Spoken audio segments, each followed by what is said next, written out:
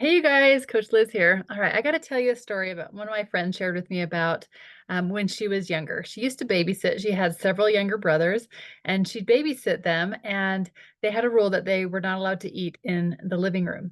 But when her parents were gone, her brothers would always bring food into the living room and often would spill their ramen noodles on the floor.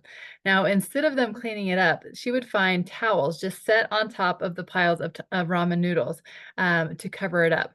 Now, she compared this to how this is similar to our emotions. A lot of times we have emotions, big emotions. Sometimes those might feel like negative or positive emotions. But instead of processing them and listening to what our emotions are trying to tell us, we often cover them up or buffer them. And so this week in Element 23 in your life book, Dr. Anderson talks about this important aspect of health. It's mental awareness.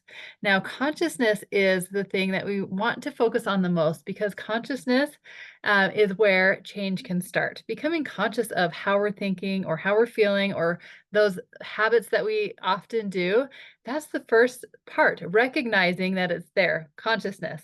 And you'll find that on your health journey, this tool will trickle into other areas of your life. You'll think that stop, challenge, choose is just in regards to should I eat the donut or not?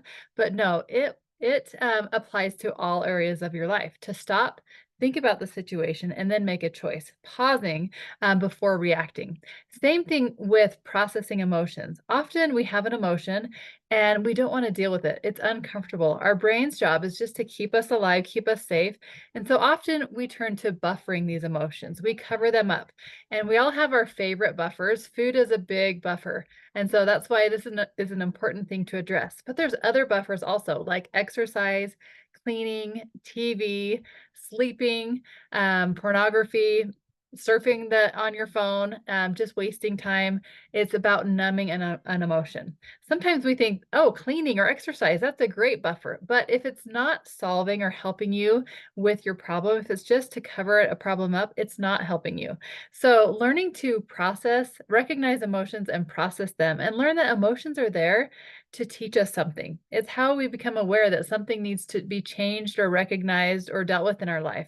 And so I love Element 23 because Dr. Anderson really goes into this emotional part of our journey and how it applies to, like I said, not just what we're putting in our mouth, but all aspects of our life, our relationship, our jobs, how we handle stressful situations. It all is part of the same thing. And so my encouragement for you is to check out Element 23 in your life book.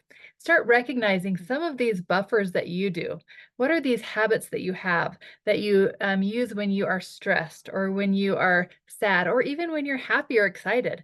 These are ways that you can become more conscious of how your brain is trying to take care of you and keep you safe. And consciousness is that first step to being aware and being able to make those changes. So next week, after we learn this week about how to process emotions, next week I'm going to give you some tips on what you can do when those emotions arise instead of buffering. So we're going to make this a 2-week process.